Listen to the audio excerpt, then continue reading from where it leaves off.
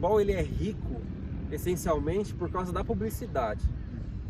Porque ele, como ele é um esporte que atrai a massa, então você tem muitas pessoas que veem futebol. Então assim, já é um prato cheio para publicidade, porque ela tem mais gente para ver a marca dela.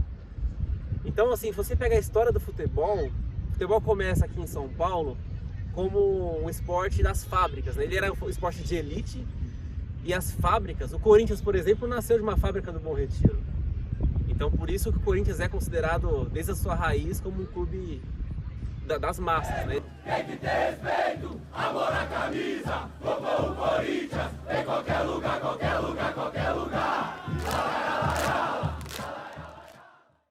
Então você tem no futebol essa questão do apelo que foi ao longo do tempo se democratizando, se tornou uma grande paixão do brasileiro.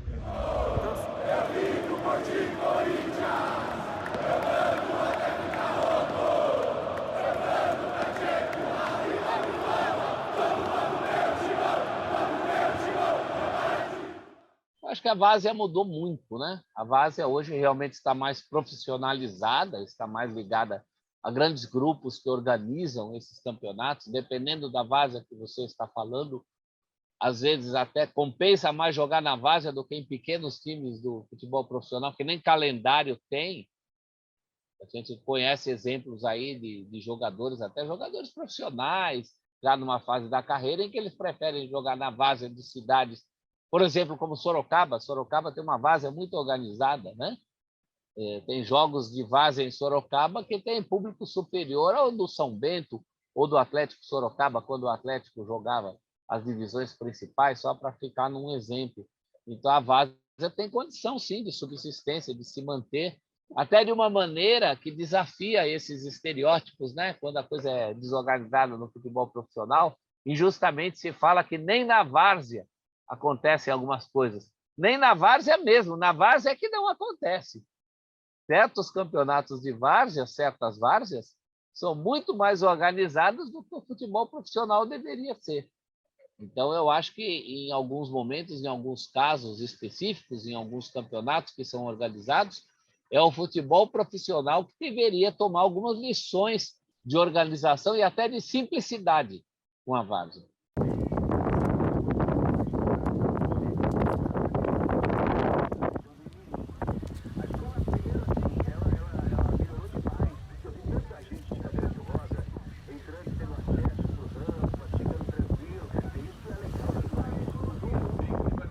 Eu vejo a várzea com um papel social muito parecido com as manifestações culturais, musicais, hip hop, funk.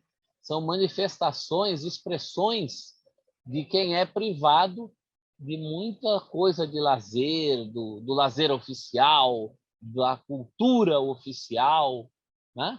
É onde a quebrada pode se manifestar. Então, a várzea é realmente autêntica nesse sentido, e eu não tenho dúvida nenhuma que a várzea é uma opção de ocupação, principalmente dos mais jovens, mas não só dos mais jovens. A várzea, assim como outras manifestações culturais, ela tem um papel fundamental, um papel social fundamental de segurar um pouco as pessoas, de dar uma contrapartida cultural, de integração. Quanto mais várzea você tiver, menos violência. Quanto mais várzea, menos drogas. Quanto mais várzea, menos gente perdida na vida, como a gente diz por aí. o futebol de várzea, ele é um futebol folclórico. Ele é democrático, né? Porque todo mundo pode participar. Diferentemente do profissional, que é uma coisa mais inacessível, né? Para poucos. A várzea não. A várzea, cada bairro tem ali o seu time de várzea. A própria comunidade acaba se envolvendo também muitas vezes com o time de várzea. Então tem esse aspecto folclórico. Tem um aspecto também que o jogador de várzea queria ser um jogador profissional de futebol também. Então ali ele acaba realizando o seu sonho na várzea, né? De jogar futebol por prazer. Porque o futebol também é um esporte folclórico, um esporte de entretenimento, de manifestação cultural, né? Faz parte da cultura do país.